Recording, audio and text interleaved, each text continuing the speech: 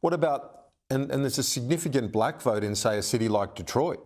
So will it get more people out to vote? Will it boost the turnout? I tend to think so. I think what Harris has to do is recreate the Biden coalition of 2020. And it was, Kieran, we're talking 60,000 votes across 3 states or something like that, right? The last 2 elections have been so close in those swing states. It is a turnout drag race where you are literally pulling those last couple of thousand votes are deciding the presidency of the United States. And yes, getting African Americans out is really key. Harris presumably will do that. I think there are live questions, frankly, for how well she plays with minority men, both in my own research and anecdotally, having lived in the United States for 25 years. I remember that when Hillary Clinton ran, these questions, or, is the country ready for a female president? You hear that from young men of color. It's a really interesting phenomenon in the United States. It's that constituency that is dispositionally Democratic, but nonetheless has this social, cultural qualm about women in leadership roles. That's interesting. On the other hand, Gretchen Whitmer is governor of Michigan, so maybe that bridge has been crossed. But it is very delicate work, Kieran, and we're talking literally at the end of the day, almost beyond the limits of any reasonable person do analysis when we're talking about 10 to 20,000 votes deciding these key states. This is why I think so much depends on her having a great rollout. Unit in the party is key, and I think they've checked that box. That is a key platform for winning this turnout drag race between now and November.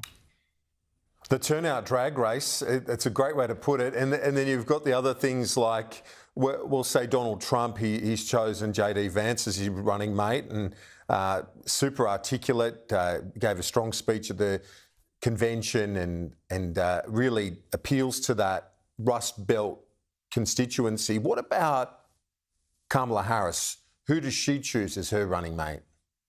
Yeah, I think they have to balance out the ticket, as we say in American politics. And I think either it's Josh Shapiro, the governor of Pennsylvania. He clearly has one elected office statewide in Pennsylvania. Mark Kelly, the former astronaut, the partner of Gabby Giffords, now a senator from the state of Arizona. Again, another state that's become critical in US politics. I think he would be an outstanding choice. Military background, space shuttle pilot, impeccable CV. That would be a great choice. You got Pritzker on screen there, Illinois, and extremely wealthy independently. I tend to think not Gavin Newsom, someone from California, the left coast. I don't think that helps you.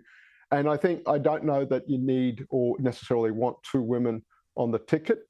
With Gretchen Whitmer, I'm not quite sure she'd be a net positive. But I think Harris gets to run by virtue of her own ethnicity, her own story, her history-making candidacy as an African-American woman, a woman of color becoming the presidency, balancing that out. But the other thing is she gets to run really hard now, and this is another good news story for the Democrats. By virtue of her being a woman, abortion and reproductive rights can be put right back at the top of the issue agenda. I think she's far more comfortable talking about that issue than Joe Biden was, number one.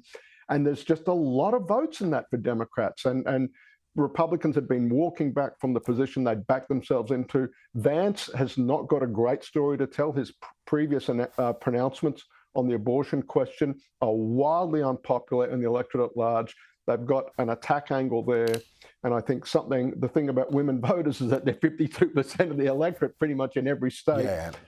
If you can mobilize women as well, perhaps offsetting some of the problems you've got with minority men not as enthusiastic about a female candidacy. And again, Kieran, this is what we're talking about. We're talking about these things who's going to help her, themselves though, out on the borders.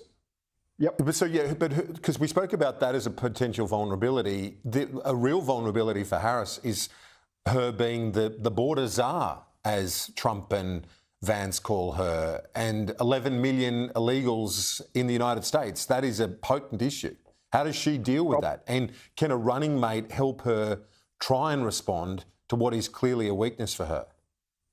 I think you're absolutely right. It's clearly a weakness. So let me enthusiastically agree with the premise of your question. Check that box. And clearly, if you're the Trump Vance campaign, you are going hard at that. They've already loaded the gun, so to speak. How heavily immigration figured in Trump's acceptance speech at the convention, number one. Number two, I think this is where Mark Kelly from Arizona offers real credibility. He has been, as a Democratic senator from a border state, running against his own president and vice president, essentially, in the US Senate. He has staked out a position where he's been advocating effectively and forcefully for a tougher policy coming from a state like Arizona. Okay. I think putting him on the ticket might help deflect some of these concerns that a Harris administration is going to be a continued record of underperformance on this issue that is a really big deal, a really salient and potent issue in American politics right now, and one that on net plays extremely well for Trump and Vance. Simon, great to get your insights as always. Talk to you soon. Thanks, Kieran.